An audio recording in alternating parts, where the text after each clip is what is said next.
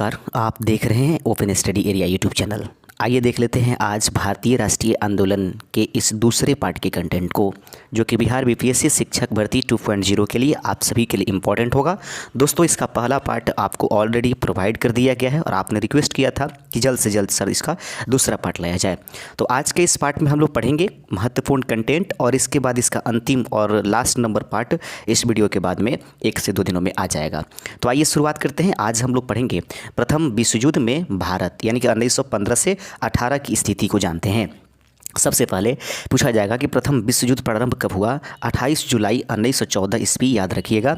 यह ख़त्म होता है 11 नवंबर 1918 में। कारण इसका तत्कालीन जो था वह था ऑस्ट्रिया के राजकुमार फ्रांसिस फर्डिनेंड की हत्या कर देना। ठीक है, याद रखिएगा। प्रथम विश्व युद्ध 28 जुलाई 1914 को शुरू होता है, समाप्त 11 नवंबर 1918 ईस्वी को होता है। इसका प्रमुख कारण था ऑस्ट्रिया के राजकुमार फ्रांसिस जो फर्डिनेंड है उनकी हत्या कर देना। दोस्तों, यह प्रथम विश्व युद्ध रियल में कितने दिनों तक चला था? तो ये प्रथम विश्व युद्ध 4 वर्ष 4 महीना और 18 दिन चला हुआ था। उसके बाद इसमें पूछा जाएगा कि बताइए कि नियम है आपके पास, देख लेते हैं कि प्रथम विश्व युद्ध में कितने देशों ने भाग लिया था। 37 देशों ने इसमें भाग लिया था। दोस्तों, याद रखिएगा, इसमें 2 प्रकार की राष्ट्र थे। प्रथम विश्व युद्ध में राष्ट्र जो थे वो 2 प्रकार के थे। पहले थे आपके पास जो ध्रुवी राष्ट्र जिनको पराजय मिला, ठीक है। दूसरा था मित्र राष्ट्र जो कि विजेता रहा। तो प्रश्न पूछा जा सकता है कि बताइए प्रथम विश्व युद्ध में पराजित होने वाले राष्ट्रों की संख्या कौन सी थी? ध्रुवी राष्ट्र। और विजेता होने वाली क्या बोलते हैं? मित्र राष्ट्र। ठीक है, तो अब रही बात कि पराजित होने वाली जो टीम थी जिसका नाम ध्रुवी राष्ट्र था, उसमें कौन कौन था? जर्मनी, इटली और उसके बाद जापान, ऑस्ट्रिया और हंगरी। ये जो है पराजित होने वाली टीमों में थी। ठीक है, विजेता में कौन कौन था? इंग्लैंड, फ्रांस, रूस, जापान और अमेरिका। जिसमें से जो है 1917 ईस्वी में आप तो जानते होंगे कि रूस जो है बाहर हो चुका था और जो अमेरिका है 1917 ईस्वी में ही एंट्री ले लिया था। उम्मीद करते हैं कि ये बिंदु समझ में आया। प्रथम विश्व युद्ध से संबंधित मुख्य बिंदुएं आपको समाप्त हो जाती है। पूछा जाएगा कि कब शुरू हुआ? 28 जुलाई 1914 को। खत्म कब हुआ? 11 नवंबर 1918 को। इसमें हार किसकी हुई? ध्रुवी राष्ट्रों की। कितने देशों ने भाग लिया? 37 देशों ने। कितने सालों तक चला? तो 4 वर्ष 4 महीना 18 दिन।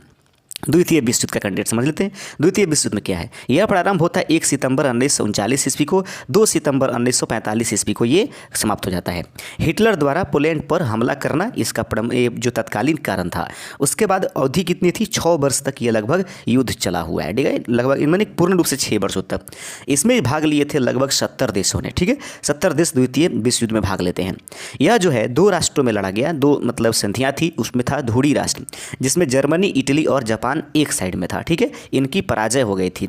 मित्र राष्ट्र में इंग्लैंड, रूस, फ्रांस और अमेरिका, ये चारों जो है ये मुख्य रूप से हम लोग किधर से लड़े थे? तो पहले चरण में हम लोग विजेता टीम की तरफ से थे। दूसरे चरण में भी हम लोग मित्र राष्ट्र की तरफ से थे, यानी कि इंग्लैंड की तरफ से हम लोग लड़े हुए थे। तो भारत इधर से भाग लिया था। आइए, भारत से संबंधित मुख्य बिंदु इसमें क्या क्या पढ़नी होती है। भारतीय राष्ट्रीय कांग्रेस के बड़े नेताओं द्वारा इस युद्ध में ब्रिटेन को समर्थन दिया गया। ठीक है, नेताओं को आशा थी कि युद्ध में ब्रिटेन को सहयोग देकर अंग्रेज भारत को स्वतंत्रता दे देंगे या इनाम के रूप में स्वशासन का अधिकार दे देंगे। इस आशा के साथ हम लोग अंग्रेजों का जो है विश्व युद्धों में साथ दिए हुए हैं। तिलक और गांधी जी ने युद्ध के दौरान सरकार की सहायता के लिए धन तथा सेना में सैनिकों की भर्ती के लिए गांवों का दौरा किया था। तो याद रखेंगे, बाल गंगाधर तिलक और गांधी जी ने प्रयास किया था कि अंग्रेजों का प्रथम विश्व युद्ध में सहायता कर दिया जाए, ताकि उससे क्या होगा, हमें स्वतंत्रता मिल जाएगी या स्वशासन का अधिकार मिलेगा। लेकिन ऐसा कुछ भी हुआ नहीं। आप सभी जानते हैं, आप देख रहे हैं open study area YouTube channel पर। अभी फिलहाल में भारतीय राष्ट्रीय आंदोलन का ये दूसरा पार्ट, पहला पार्ट उपलब्ध है और इसके बाद तीसरा और अंतिम पार्ट इस सेशंस का आएगा। गांधी जी को सेना में भर्ती करने वाला सार्जेंट, याद रखिएगा, गांधी जी को सेना में भर्ती करने वाला सार्जेंट कहा जाने लगा। ब्रिटिश सरकार ने गांधी जी को केसर ए हिंद उपाधि दिया था। तो याद रखेंगे, ब्रिटिश सरकार ने केसर ए हिंद उपाधि गांधी जी को कब दिया था? तो ये प्रथम विश्व युद्ध के दौरान इनको मिला हुआ है। आप याद रखिएगा। आगे, परंतु झटका तब लगा जब युद्ध खत्म होने पर ब्रिटेन ने इस बारे में बात करने से साफ इनकार कर दिया कि हम आपको स्वतंत्रता भी देंगे। ठीक है, अंग्रेजों पर आप किसी हाल से विश्वास नहीं कर सकते हैं। अगला है 1919 में रॉलेट एक्ट आया। जालियांवाला बाग नरसंहार जैसे कृति हुआ तथा गवर्नमेंट ऑफ इंडिया एक्ट आया, जिससे भारतीय नेताओं की बड़ी निराश हुई। तो याद रखेंगे, रॉलेट एक्ट कब आया? भारत 1919 में। जालियांवाला बाग हत्याकांड भी 1919 में। गवर्नमेंट ऑफ इंडिया भी आया ये भारतीय नेताओं की बड़ी निराशा थी, उन पर विश्वास नहीं किए जा सकते हैं, याद रखिए। उसके बाद है मॉन्टेग्यू चेम्सफोर्ड घोषणा 1917, ध्यान से देखिएगा, इसमें संबंधित बिंदुएं आपसे क्वेश्चन पूछी जाती है। 1917 ईस्वी में कांग्रेस व लोक द्वारा भारत में सत्याग्रह प्रारंभ करने की घोषणा की गई। अतः भारतीयों को संतुष्ट करने के उद्देश्य से मॉन्टेग्यू ने 20 अगस्त 1917 को हाउस ऑफ कॉमन्स में भारत में उत्तरदायी शासन की स्थापना की घोषणा की थी। मॉन्टेग्यू चेम्सफोर्ड के रिपोर्ट के आधार पर सरकार ने भारत सरकार अधिनियम 1900 पारित किया था। तो अगला क्वेश्चन होगा कि भारत सरकार अधिनियम किस रिपोर्ट के आधार पर पारित किया गया था? तो मॉन्टेग्यू चेम्स रिपोर्ट। तो मॉन्टेग्यू चेम्स रिपोर्ट के आधार पर कौन सा अधिनियम लाया गया था? भारत सरकार अधिनियम 1919 इसका राइट आंसर हो जाएगा। आगे है भारत सरकार अधिनियम 1919 से संबंधित कुछ बिंदुएं आपसे पूछी जाती हैं एग्जाम्स में, तो ध्यान से देखिएगा। इसके अंतर्गत प्रांतीय विधायी परिषदों का आकार बढ़ा दिया गया तथा यह निश्चित किया गया कि उनके अधिकांश सदस्य चुनाव जीतकर आएंगे। प्रांतों में पहली बार द्वैध शासन प्रणाली को प्रारंभ किया गया और जन्मदाता लियोनिस कर्टिस था। तो याद रखेंगे, भारत में द्वैध शासन प्रणाली का जो प्रारंभ करने वाला जन्मदाता कौन था? तो वह अंग्रेज था, लियोनिस कर्टिस इसका राइट आंसर हो जाएगा। आगे बिंदु है कि इस अधिनियम के द्वारा भारत में पहली बार लोक सेवा आयोग की स्थापना प्रावधान में रखा गया। 1917 की मॉन्टेग्यू घोषणा व जुलाई 1918 में मॉन्टेग्यू चेम्सफोर्ड सुधारों के घोषणा के बाद कांग्रेस में पुनः मतभेद हो गया। याद रखेंगे, कांग्रेस फिर से अपने फूटी हुई रास्ते पर दिखाई देने लगी। 1918 में सुरेंद्र नाथ बनर्जी के नेतृत्व में कांग्रेस के उत्तरदायी नेताओं ने अखिल भारतीय उदारवादी संघ बनाया था। तो पूछा जाएगा कि अखिल भारतीय उदारवादी संघ का जो स्थापना हुआ वो कब हुआ? 1918 में। या किसके नेतृत्व में किया गया? सुरेंद्र नाथ बनर्जी इसका सही आंसर हो जाएगा। अगला बिंदु है, इस प्रकार 1918 ईस्वी में मुंबई में कांग्रेस में दूसरा विभाजन हुआ और पहला विभाजन 1907 के कांग्रेस अधिवेशन में हुआ था। तो आपसे पूछा जाएगा कि कांग्रेस की प्रथम विभाजन जो है 1907 में हुआ था, तो बताइए कांग्रेस का द्वितीय विभाजन कब हुआ था? तो कांग्रेस का द्वितीय विभाजन 1918 में मुंबई के अधिवेशन में हुआ था। तो 1918 का मुंबई अधिवेशन किस लिए जाना जाता है? तो याद रखेंगे, यहाँ पर कांग्रेस का द्वितीय विभाजन हुआ था। आगे बढ़ते चलते हैं। मॉन्टेग्यू घोषणा के उदारवादियों ने भारत के मैग्ना कार्टा को संज्ञा दी थी। तो मॉन्टेग्यू घोषणा को उदारवादियों ने भारत की मैग्ना कार्टा कहा था। तो याद रखेंगे, भारत का मैग्ना कार्टा किसको कहा गया था? मॉन्टेग्यू घोषणा को। याद रखेंगे, मॉन्टेग्यू घोषणा को भारत का मैग्ना कार्टा कहा गया था। ये बहुत इंपॉर्टेंट है। आगे बिंदु है, तिलक ने 1919 ईस्वी के सुधारों को असंतोषप्रद, निराशाजनक तथा बिना सूरज का सवेरा यानी कि सूर्यविहीन सूर्यकाल उषा काल बताया था। तो याद रखेंगे, किस नियम को या किस चीज़ को जो है बाल गंगाधर तिलक ने जो है असंतोष प्रसाद, निराशाजनक और बिना सूरज का ये नियम कहा था? तो याद रखेंगे, मॉन्टेग्यू घोषणा को। आगे बढ़ते हैं। सुभाष चंद्र बोस ने 1919 ईस्वी के अधिनियम को भारतीयों के लिए बेड़ियों का नया जाल कहा था। याद रखेंगे, तो सुभाष चंद्र बोस ने जो मॉन्टेग्यू घोषणा था 1919, उसको क्या कहा था? भारतीयों के लिए बेड़ियों का एक नया जाल। एक इंपॉर्टेंट पॉइंट है। अब आइए रॉलेट एक्ट 1919 पढ़ लेते हैं। इससे भी क्वेश्चंस आपको देखने के लिए मिलेंगे एग्जाम्स में। भारत में क्रांतिकारियों के प्रभाव को समाप्त करने तथा राष्ट्रीय भावना के कुचलने के लिए ब्रिटिश सरकार ने 1917 में न्यायाधीश सर सिडनी रॉलेट की अध्यक्षता में एक कमेटी गठन किया था। तो याद रखेंगे, जो रॉलेट एक्ट है वह कब गठित किया गया था? 1917 में। वो किसके नेतृत्व में गठित किया गया था? सर सिडनी रॉलेट की अध्यक्षता में घोषित किया गया था। इसीलिए इस अधिनियम का नाम रॉलेट एक्ट पड़ा हुआ था। कमेटी द्वारा दी गई सुझावों के आधार पर केंद्रीय विधानमंडल में फरवरी 1919 ईस्वी में 2 विधेयक लाए गए। इन विधेयकों को रॉलेट एक्ट के नाम से जाना गया। यह कानून जनता की सामान्य स्वतंत्रता पर प्रत्यक्ष कुठारघात के नाम से जाना जाएगा। मस्ट इंपॉर्टेंट है। रॉलेट एक्ट अधिनियम के द्वारा अंग्रेजी सरकार जिसको चाहे जब तक बिना किसी मुकदमा चलाए जेल में बंद रख सकती थी। इसलिए यह कानून को बिना वकील, बिना अपील तथा बिना दलील का कानून कहा गया था। बिना वकील, बिना अपील, बिना दलील, नो बेल, सीधे जेल। यह किस नियम से संबंधित है? रॉलेट एक्ट से ये संबंधित है। रॉलेट एक्ट कब आया? 1919 ईस्वी में। गठित कब किया गया? 1917 ईस्वी में। ठीक है, आगे बढ़ते चलते हैं। इसके अलावा रॉलेट एक्ट को काला कानून, काला अधिनियम तथा आतंकवादी अपराध अधिनियम जैसे नामों से भी जाना जाता है। तो बोला जाएगा कि किस अधिनियम को जो है काला कानून, काला अधिनियम और आतंकवादी अपराध अधिनियम कहते हैं, तो सही आंसर होगा रॉलेट एक्ट को कहा जाता है। अखिल भारतीय राजनीति में गांधी का पहला साहसिक कदम रॉलेट एक्ट के विरुद्ध 1919 ईस्वी में प्रारंभ सत्याग्रह था, जो अखिल भारतीय स्तर की प्रथम हड़ताल के रूप में जानी गई। तो प्रथम हड़ताल के रूप में कौन जानी गई है? 1919 के रॉलेट एक्ट के विपक्ष में गांधी जी द्वारा किए जाने वाले हड़ताल को। आगे बढ़ते हैं, अगला बिंदु है गांधी जी ने रॉलेट एक्ट की आलोचना करते हुए सत्याग्रह करने का निश्चय किया एवं सत्याग्रह सभा स्थापित किया था। तो याद रखेंगे सत्याग्रह सभा के स्थापनकर्ता कौन है? महात्मा गांधी, याद रखिएगा। इस सभा में जमना लाल दास, द्वारक दास, शंकर लाल बैंकर, उसके बाद उमर सोमानी और उसके बाद बीजी हरनिमन इसमें आदि शामिल उपस्थित नेता थे। उदारवादी नेताओं में सुरेंद्र नाथ बनर्जी, तेज बहादुर सप्रू व श्रीनिवास शास्त्री व वहीं एनी बेसेंट ने भी गांधी जी के सत्याग्रह का विरोध कर दिया था। याद रखेंगे ये लोग सत्याग्रह के साथ कभी भी नहीं रहे। सत्याग्रह चलाने के लिए प्रतिज्ञा पत्र पर हस्ताक्षर अभियान शुरू किया गया। एनी बेसेंट ने गांधी जी को राजनीतिक बच्चा कहकर, याद रखिए, उनके हस्ताक्षर अभियान के कार्यक्रम का मजाक उड़ाया था। तो याद रखेंगे सत्याग्रह चलाने के लिए गांधी जी ने एक हस्ताक्षर नियम अपनाया था। तो गांधी जी के हस्ताक्षर नियम को राजनीतिक बच्चा किसने कहा था? तो एनी बेसेंट ने कहा था। एनी बेसेंट कौन थी? होम रूल लीग की संस्थापक थी। आगे बढ़ते चलते हैं, अगला बिंदु हम लोग पढ़ते चलते हैं दोस्त। कहता है कि तिलक ने केसरी अखबार में पुनर्मूषकों को भाव नामक लेख लिखकर गांधी जी की आलोचना करने पर एनी बेसेंट की कड़ी आलोचना की थी। आप बताइए, एक दूसरे के सामने ये आ गए थे। 6 अप्रैल 1919 ईस्वी को गांधी जी के अनुरोध पर देश भर में हड़ताल का आयोजन हुआ। सरकार ने गांधी जी के पंजाब व दिल्ली में प्रवेश करने पर प्रतिबंध लगा दिया था। याद रखिएगा। अगले है कि 9 अप्रैल 1919 ईस्वी को गांधी जी के दिल्ली में प्रवेश करते ही उन्हें गिरफ्तार कर लिया गया, जो गांधी जी की भारत में दूसरी गिरफ्तारी थी।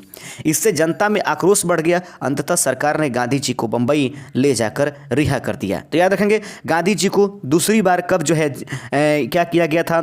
जेल भेजा गया था या गिरफ्तार किया गया था 1919 में। और पहली बार तो आप जानते ही हैं, स्वतंत्रता संग्राम की प्रथम सत्याग्रह जो थी वो चंपारण से संबंधित वो बिंदुएं थी। आगे बढ़ते चलते हैं दोस्तों। अगला है कि गांधी जी ने रॉलेट सत्याग्रह के लिए 3 राजनीतिक मंचों का उपयोग किया था। पहला होम रूल लीग, दूसरा खिलाफत एवं सत्याग्रह सभा। ये 3 जो हैं, ये तीनों नियमों का प्रयोग करने की प्रयास किया है महात्मा गांधी ने।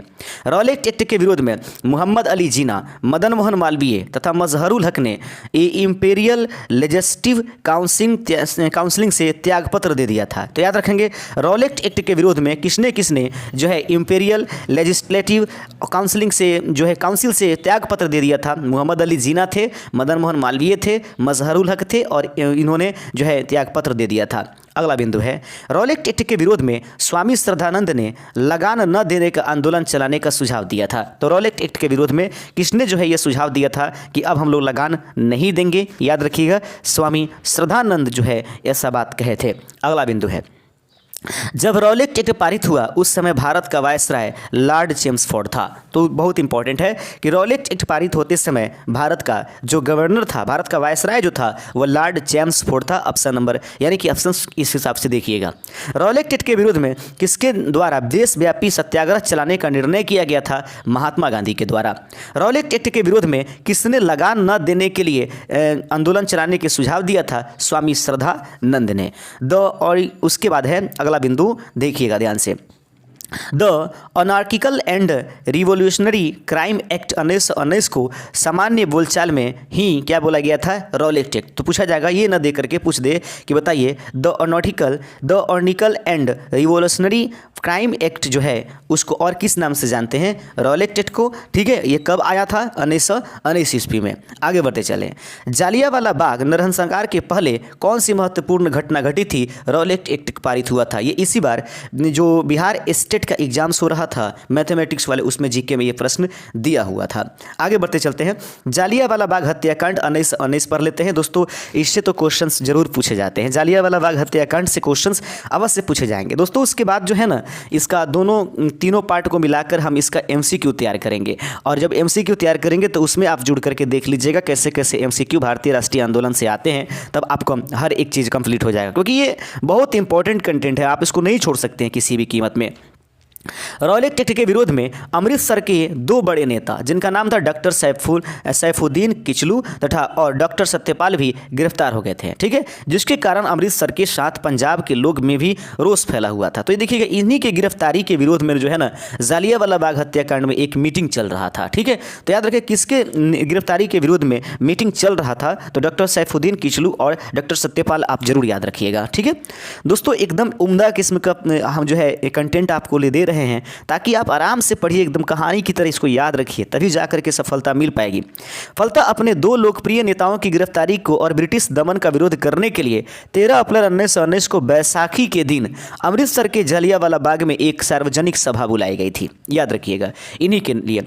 इस समय पंजाब में lieutenant governor Michael O'Dwyer थे, जिनके निर्देश पर अमृतसर के एक सेना अधिकारी जनरल डायर ने बिना चेतावनी दिए निहत्थी भीड़ पर गोलियां चलवा दी थी। इस हत्याकांड के संदर्भ में सरकारी रिपोर्ट के अनुसार 10 मिनट तक गोलीबारी में लगभग 379 से 400 व्यक्ति मारे गए थे तथा 2000 लोग जो है घायल हो गए थे, जबकि ये आंकड़ा सरकारी है, ये सही नहीं है। आगे है, हत्याकांड के विरोध में रविन्द्रनाथ टैगोर ने नाइटहुड, ठीक है, सर की उपाधि त्याग दी थी। तो बताइए रविन्द्रनाथ टैगोर ने किस घटना के विरोध में आकर के नाइटहुड तथा सर की उपाधि त्याग दिया था? ये कई बार क्वेश्चन पूछा गया है जालियांवाला बाग हत्याकांड के। और वायसराय की कार्यकारिणी के सदस्य शंकर नायर ने इस्तीफा दे दिया था। हत्याकांड जांच हेतु ब्रिटिश सरकार द्वारा 14 अक्टूबर 1919 को हंटर कमेटी की गठन की गई थी। तो बताइए हंटर कमेटी का संबंध किससे है? तो याद रखेंगे जालियांवाला बाग हत्याकांड की जांच समिति का नाम ही है हंटर कमेटी। इसको डिसऑर्डरली इंक्वायरी कमेटी के नाम से जानते हैं, जिसके कुछ सदस्य भारतीय। तो भारतीय इसमें कौन कौन थे? CH सीतलवाड़, पंडित जगत नारायण एवं सुल्तान अहमद खान। तो याद रखेंगे हंटर कमेटी में जो है मुख्य रूप से कौन कौन भारतीय शामिल थे? तो याद रखिएगा ये तीनों नाम मस्ट इंपॉर्टेंट हो जाता है। हंटर कमेटी 14 अक्टूबर 1919 में स्थापित की जाती है, किसकी जांच करने के लिए? जालियांवाला बाग हत्याकांड की जांच करने के लिए ये जो है गठित की जाती है। हालांकि हंटर कमेटी आयोग की रिपोर्ट आने के पहले ही सरकार ने दोषी लोगों को बचाने के लिए इंडिक्वेंटी बिल पासित कर दिया था। इंडेमिनिटी बिल जो है पासित कर दिया था। तो देखेंगे एक तरफ क्या है, अंग्रेज लोग हंटर आयोग को है जो क्या करते हैं, गठित करते हैं, और दूसरी तरफ जो दोषी लोग हैं उनको बचाने के लिए ही एक कमेटी जो एक बिल पास कर देती है। समझ रहे हैं ना? तो इनकी ये दुगलपन थी जिसको अंग्रेजों की कहा जाए। ठीक है, उन पर विश्वास करना ही बिल्कुल बेकार था। कमीशन ने वर्ष 1920 में अपनी रिपोर्ट प्रस्तुत की, जिसमें इस दुर्घटना के लिए सरकार को दोषी नहीं बताया गया। कमीशन ने डायर के इस कार्य के लिए को केवल निर्णय लेने की भूल बताया। तो सुन लीजिएगा, सरकार के इसमें कोई दोष नहीं है, हंटर कमेटी ने बता दिया। समझ रहे ना? इस कमीशन ने बता दिया सरकार की कोई दोष नहीं है, सिर्फ जो जनरल ओ डायर जो है उससे गलती हो गई, इसको भूल कर दिया। यही कारण था कि उधम सिंह जाकर उसको लंदन में गोली मारे थे। याद रखिएगा, याद रखिए, हम भारतीय हैं, जब चल जाएंगे आपके पीछे पड़ जाएंगे तो छोड़ नहीं सकते। कहा गया कि उपद्रव क्रांति का रूप ग्रहण कर लेते हैं, अतः मार्शल लॉ अनिवार्य था तथा भीड़ की अधिकता को देखते हुए गोली चलाना पूर्णतः न्यायोचित समझा गया था। याद रखिएगा, ये जालियांवाला बाग हत्याकांड से संबंधित बिंदुएं हैं। जनरल डायर को उसके अपराध के लिए नौकरी से हटना पड़ा, किंतु ब्रितानी अखबार ने उसे ब्रिटिश साम्राज्य का रक्षक एवं ब्रितानी लॉर्ड सभा ने उसे ब्रिटिश साम्राज्य का सिर कहा था। लीजिए, निहत्थे लोगों पर गोली चलाने वालों को वहाँ की जो अखबार है वो इस प्रकार की चीज़ें छापी हुई थी। याद रखिएगा, ब्रिटिश सरकार ने उसकी सेवाओं के लिए उसे मान की तलवार की उपाधि दी थी। लीजिए, तो पूछा जाएगा कि किस व्यक्ति को जो है मान की तलवार की उपाधि दिया गया था? जनरल डायर को, जिसने जालियांवाला बाग हत्याकांड जैसी जो है उसने क्या कराया था? नरसंहार कराया था। कांग्रेस ने भी जालियांवाला बाग हत्याकांड की जांच हेतु एक समिति गठित की, जिसकी अध्यक्षता मदन मोहन मालवीय ने की। सदस्यों में महात्मा गांधी, मोतीलाल नेहरू, CR दास, बदरुद्दीन तैयब जी आदि शामिल थे। मार्च 1920 में प्रस्तुत अंतिम रिपोर्ट के समिति में सर्वसम्मति से डायर के कृत्यों को निंदा की गई और उसे अपने पद से इस्तीफा देने के लिए निर्देश दिया गया था। यह कांग्रेस कमेटी की बात थी। आइए देख लेते हैं इससे महत्वपूर्ण बिंदुएं क्या आती है। मार्च 1940 में पंजाब के क्रांतिकारी नेता उधम सिंह ने जालियांवाला बाग ने हरासा का बदला लेने के लिए सर माइकल ओ डायर की लंदन के एक कार्यक्रम रॉयल सेंट्रल एशियन सोसाइटी की हत्या कर दी थी, जिसके लिए उन्हें गिरफ्तार कर उन्हें मृत्यु दंड दिया गया था। कोई फर्क नहीं पड़ता है कि अब कौन सी दंड मिलती है। ठीक है, हम तो हैं जज्बाती आदमी, यानी मतलब यहाँ से चल कर के सात समुंदर पार जाकर भी ठोक कर के आते हैं। वाह, उधम सिंह के बारे में जब ये मैं पढ़ता हूँ ना तो यकीनन समझिए मज़ा आ जाता है। उत्तर भारतीय राज्य उत्तराखंड के एक जनपद का नाम भी उनके नाम पर उधम सिंह नगर रखा गया है। वाह वाह, उत्तराखंड से संबंधित एक जनपद। जालियांवाला बाग हत्याकांड जो है 13 अप्रैल 1919 पर कांग्रेस जांच समिति के रिपोर्ट के प्रारूप को लिखने का कार्य महात्मा गांधी को सौंपा गया था। दीनबंधु CF एंड्रज ने इस हत्याकांड को जानबूझकर की गई क्रूर हत्या और मटिंगू निवारक हत्या की संज्ञा दिया गया था। आगे बिंदु है कि गिलबर्ट स्लेटर के अनुसार अपने कार्यों को डायर ने पंजाब बचा लिया और भारत को खो दिया था। आगे देख लेते हैं खिलाफत आंदोलन, इंपॉर्टेंट पॉइंट है दोस्त। खिलाफत आंदोलन से प्रश्न आते हैं, यही लास्ट पॉइंट इसमें पढ़ाएंगे, उसके बाद तीसरी वीडियो आपको दे देंगे, ज़्यादा वर्ड फीलिंग नहीं होनी चाहिए। भारत के मुसलमान तुर्की के सुल्तान को इस्लामी साम्राज्य का खलीफा यानी कि मुस्लिम सर्वोच्च धार्मिक पद मानते थे, इसलिए ब्रिटिश भारत में खिलाफत आंदोलन भारतीय मुसलमानों द्वारा ब्रिटेन के खिलाफ तुर्की के समर्थन में किया था। आगे बढ़ते चलते हैं। प्रथम विश्व युद्ध में तुर्की मित्र देशों के विरुद्ध लड़ रहा था। युद्ध के समय ब्रिटिश राजनीतिज्ञों ने भारतीय मुसलमानों का वचन दिया था कि वे तुर्की साम्राज्य को किसी प्रकार समाप्त नहीं होने देंगे, लेकिन युद्ध समाप्त होने के बाद ब्रिटिश सरकार ने तुर्की साम्राज्य का विघटन कर दिया था। यही कारण है कि भारत में भी जो है उसके पक्ष में, खलीफा के पक्ष में भारतीय मुसलमान जो है जो अंग्रेजों का खिलाफ कर रहे थे खिलाफत आंदोलन के तहत। 21 सितंबर 1919 को ऑल इंडिया खिलाफत कांग्रेस कमेटी की लखनऊ बैठक में बुलाई गई, जिसमें 17 अक्टूबर 1919 को खिलाफत दिवस मनाने की निर्णय लिया गया था। तो पूछा जाएगा भारत में खिलाफत दिवस कब मनाने का निर्णय लिया गया? 17 अक्टूबर 1919 को खिलाफत दिवस मनाने का निर्णय लिया था। खिलाफत आंदोलन प्रारंभ करने का श्रेय मुख्यतः अली बंधुओं शौकत अली और मोहम्मद अली को दिया जाता है। तो याद रखेंगे, पूछा जा सकता है खिलाफत आंदोलन के नेता निम्नलिखित में से कौन थे? तो अली बंधु, शौकत अली और मोहम्मद अली ने शुरुआत किया था, लेकिन भारत में इसके नेता पूछा जाएगा तो महात्मा गांधी हो जाएंगे। आगे है खिलाफत आंदोलन प्रारंभ करने के लिए गठित खिलाफत कमेटी में शौकत अली, मोहम्मद अली, अबुल कलाम आजाद, हकीम अजमल खान और हसरत मोहानी तथा डॉक्टर अंसारी शामिल थे। अंग्रेजों द्वारा तुर्की साम्राज्य का विभाजन करने के विरोध में खिलाफत आंदोलन प्रारंभ किया गया था। ये बात याद रखिएगा, थोड़ा सा इसको ब्रैकेट में घेर दिया गया ताकि आप ध्यान रखिएगा। गांधी जी ने खिलाफत आंदोलन को हिंदू मुस्लिम एकता का ऐसा सुनहरा अवसर माना जो आगे 100 वर्षों तक भी नहीं मिलेगा और आंदोलन में सम्मिलित हो गए। याद रखेंगे। आगे बढ़ते चलते हैं।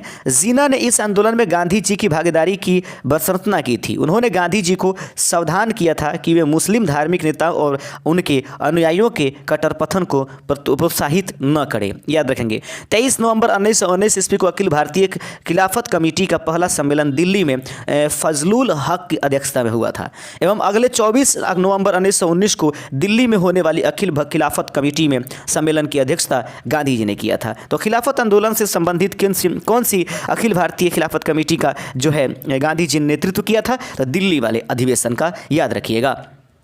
आगे है मुस्लिम लीग ने अपने अमृतसर अधिवेशन 1919 में बकरीद पर गौवध निषेध कर दिया था। इससे आंदोलन को और अधिक बढ़ावा मिला। इसका उद्देश्य हिंदू मुस्लिम एकता इसका सही आंसर है। गांधी जी ने खिलाफत कमेटी को असहयोग आंदोलन करने का सुझाव दिया, जिससे मान लिया गया और 20 जून 1920 ईस्वी को इलाहाबाद में खिलाफत कमेटी को स्वीकार कर लिया गया था। तो खिलाफत कमेटी को कहाँ के अधिवेशन में सुलाई किया गया था? तो याद रखिएगा, इसको जो है एक्सेप्ट किया गया था 20 जून 1920 के इलाहाबाद के अधिवेशन में। हकीम अजमल खान ने खिलाफत आंदोलन के दौरान याद रखेंगे हाजिक उल मुल्क की पदवी त्याग दी थी। यह पदवी ब्रिटिश सरकार द्वारा वर्ष 1908 ईस्वी में उन्हें प्रदान किया गया था।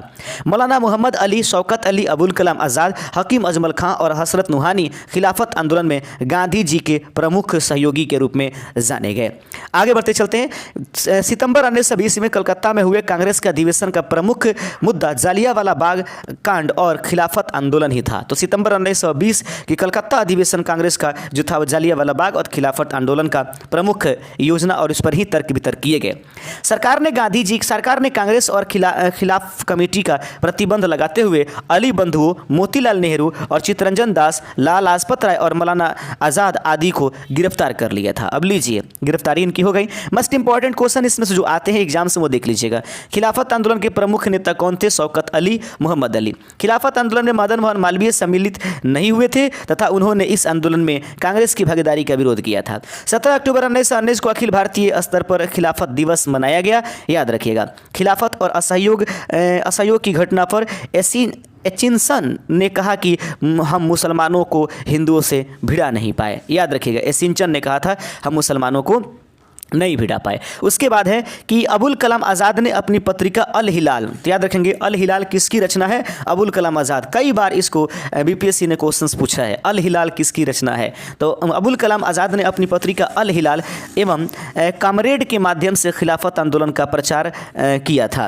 अंतिम नंबर पॉइंट होगा कि 1924 की तुर्की सम्राट मुस्तफ़ा कमाल पाशा के खिलाफ खलीफा पद समाप्त करने से यह आंदोलन भी समाप्त हो गया। तो याद रखेंगे 1924 कब जो है खिलाफत आंदोलन समाप्त हो गया? तो 1924 ईस्वी की तुर्की सम्राट मुस्तफ़ा कमाल पाशा के खलीफा पद समाप्त करने के आंदोलन से जो है ये समाप्त हो गया। अगले बिंदु में हम लोग पढ़ेंगे असहयोग आंदोलन से और उसके आगे की सभी बिंदुओं को, वो अंतिम नंबर पार्ट हो जाएगा। शुक्रिया, जय हिंद।